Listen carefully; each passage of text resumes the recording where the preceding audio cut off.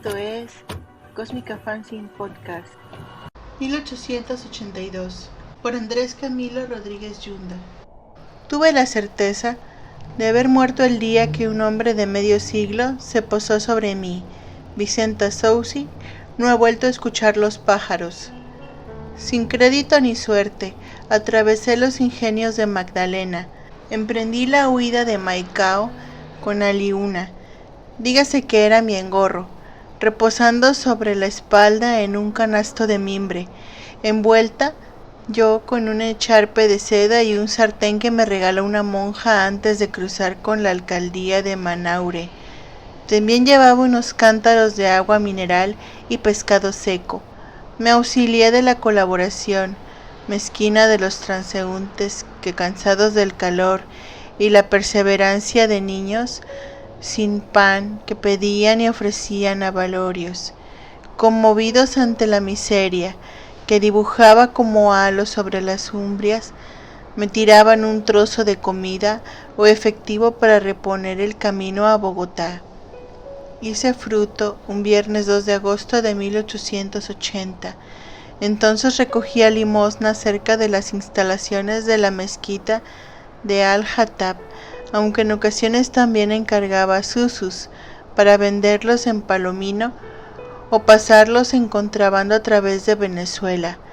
Por aquellas lluvias vivía en un rancho con Hu Selpa, un hombre de 4 lunas y algo más de un lustro, con el cual me desposé cuando mis tierras fueron fértiles, y el rostro se iluminó de ira.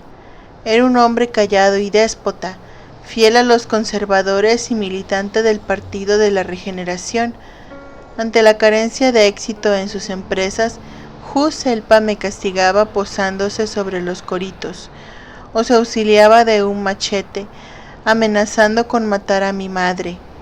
Escapaba entonces a una hacienda y pasaba un buen rato allí cultivando verbenas o contando el ganado, hasta que el cacique, un hombre de prunos dulces, me obligaba a cumplir con el deber de manceba. Cayeron los dientes y el cabello se volvió rígido, los senos cayeron hasta tocar el vientre y supe que echaría raíces. Durante una crisis en el 80, aquel bandido me trajo a rastras hasta Maicao, obligándome a pedir limosna o a trapichear con otras mujeres que, como yo, corrían las laderas de ese desierto sin nado ni propósito. Un día rompí fuentes y ante el dolor tuve que hacer uso de las matuteras del pueblo para soportar el parto. La niña nació a las 4:30 de la tarde y una piscofina se posó sobre la ventana. Tal era la ruina, aquel vástago que solo se dibujaba como un yunque de carne sobre mi cuerpo cansado que anhelaba el sopor. Pasé unos días en cama, tenía la cabeza llena de viento. Aquel verdugo tuvo paciencia, en ocasiones me pasaba algo de comer, o le hacía cucamonas a la criatura. Una mañana me cogió de los cabellos, agitándose con impaciencia, y el espíritu que ya se había marchitado desde antes, se fue a la mezquita de siempre, a esperar a los señores que con sus levitas se apiadaban en veces de mí y me regalaban el sustento o un jirón de carne. Recuerdo bien que, a eso de las 8 de la mañana, una señora se bajó de un cabriolé y le pidió a los lacayos que desmontaran las mulas y le pasaran su hábito. Aquella dama estaba vestida de sol, y sus ojos llenos de arrogancia me lanzaron una mirada de odio que desbarató la vergüenza. Estaba pronta a marcharme, pero escuché a uno de los maîtres hablar sobre una bonanza en la industria del caucho de Vichada, que había hecho que muchos provincianos se mudaran a la capital para armar nuevos negocios desde el centro con las multinacionales, que la nación iba viento en popa. No lo pensé, y luego de preguntar por mi destino, escapé como la lluvia en un ocaso de incertidumbre. Después de recoger unos trastes, recorrí el desierto con la esperanza de encontrar un transporte. En el camino me encontré con unos arrieros que llevaban cobre hacia las sales de Riohacha para luego pasarlo por el Matute hacia el Panamá. Me cobraron 3 pesetas para llevarme hasta la ciudad, pero como no llevaba un centavo, tuve que darles unas cadenas que le robé a Juselpa y que según supe le habían pertenecido a un señor importante cuyo apellido Ospina rondaba de boca en boca por el municipio.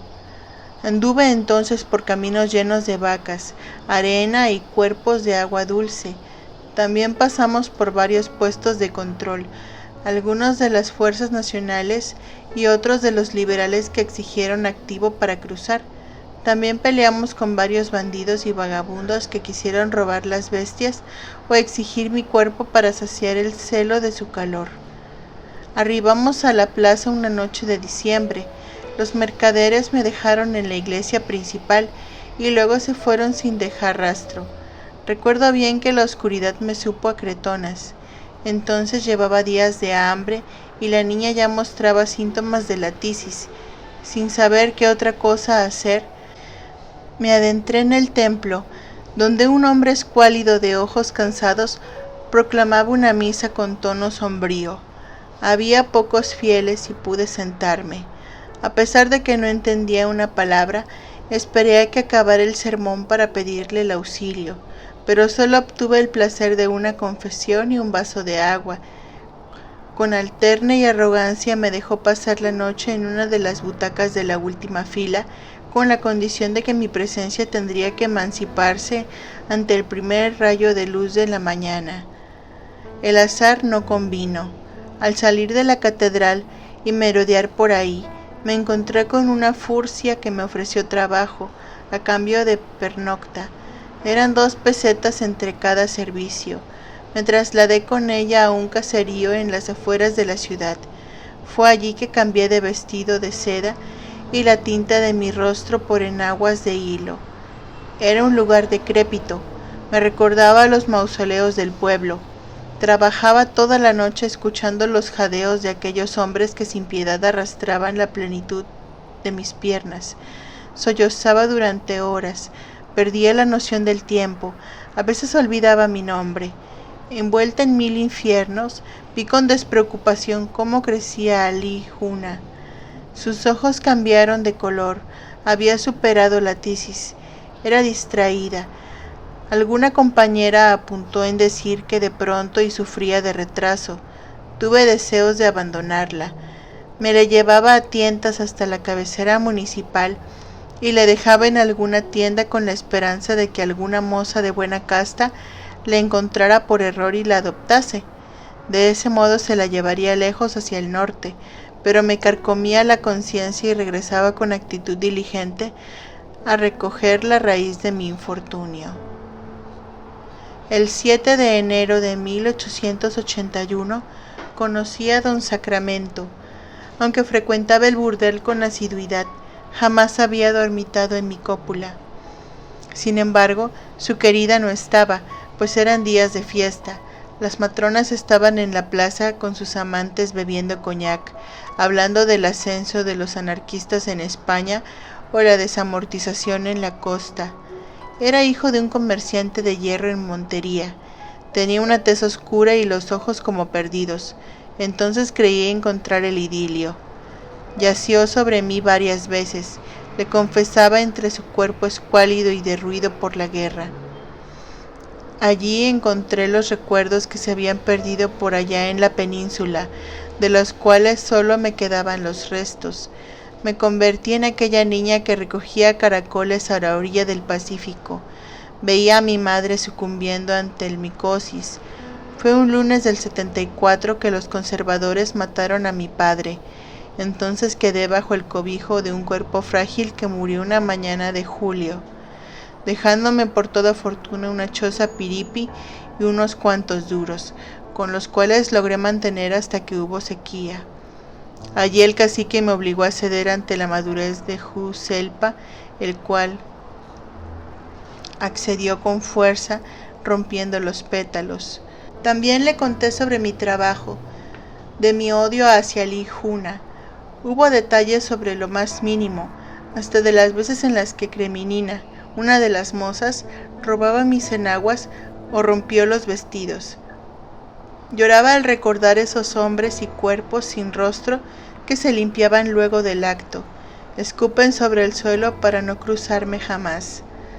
Sacramento era impávido, tal vez el vicio de la moral le obligase a rescatarme. Volvía a emprender la huida. Decía él, ya cansado de mi presencia o del sexo, que solo el gran niño podría perdonar tal agravio. Intentaba no hablar demasiado para no hacer de mi presencia un escollo, pero la niña chillaba de hambre o las bestias se cansaban, y hartas de nuestro peso, derrumban los pocos artículos de los cuales el hombre maldecía a los 4 mares. Aquella empresa se presentó una tarde. Conté con mis pretensiones de llegar a la capital. Fue que aceptó llevarme hasta su casa en Quibdó, con la intención de que tomase el ferrocarril hasta Cundinamarca. Sabrá Dios cómo. Debía ser en un resquicio de tiempo. Sin embargo, las cosas no se construyeron de acuerdo a mis utopías. Sobre la cuenca media del río Atrato, luego de días de viaje, nos encontramos en una choza humilde, administrada por una mestiza de cabello ingrávido que apenas llegué. Me miró con asco e intentó expulsarme. Era su esposa. Dígame, doña Clotilde, doña. Sospechaba de nuestro romance. Le pegaba a la niña y no me permitía probar bocado. Eso hasta que llegaba a Sacramento, y luego de pegarle, accedía a algo de carne y sopa de verduras para recuperar el buen calcio. Empero, aquella mujer era Dafne. Entonces, una mañana me solicitó compañía para recoger unos duros en el río Magdalena, que llegaban desde un vapor cortesía de un primo suyo, decía ella, que venía del norte, donde el dinero crecía como las mangíferas. Llevé a la niña otra vez sobre la espalda. Tomamos un transporte hasta la ribera del río, cerca de un bosque lleno de árboles. No divisé más que aves pusilánimes posando en medio de los manglares. Entonces desapareció. Esperé, tal era mi pretensión de que su corazón temblara ante la falta. Dejar a esta moza en medio de la nada sin pan ni transporte, ¿era eso tan cristiano? Me senté con Ali Juna en una piedra y allí divisamos el crepúsculo, hasta que el sol echó las bruces encima. Entonces lloré y llamé a Sacramento, tan inútil como fuera su nombre en medio de aquel silencio de luz que solo era interrumpido por los cantos de los grillos o de las luciérnagas que buscaban refugio en medio de los árboles. Vagué durante días, caminando en círculos entre la hierba. La niña murió una tarde y la enterré cerca de un árbol donde puse unas cretonas en forma de protocolo. Habíamos bebido el agua del río, contaminado ya por el mercurio procedente de alguna parte del centro. No quise romper en llanto. Me alejé y recosté mi pesar sobre el cieno. Escuché cantar a un caguayo.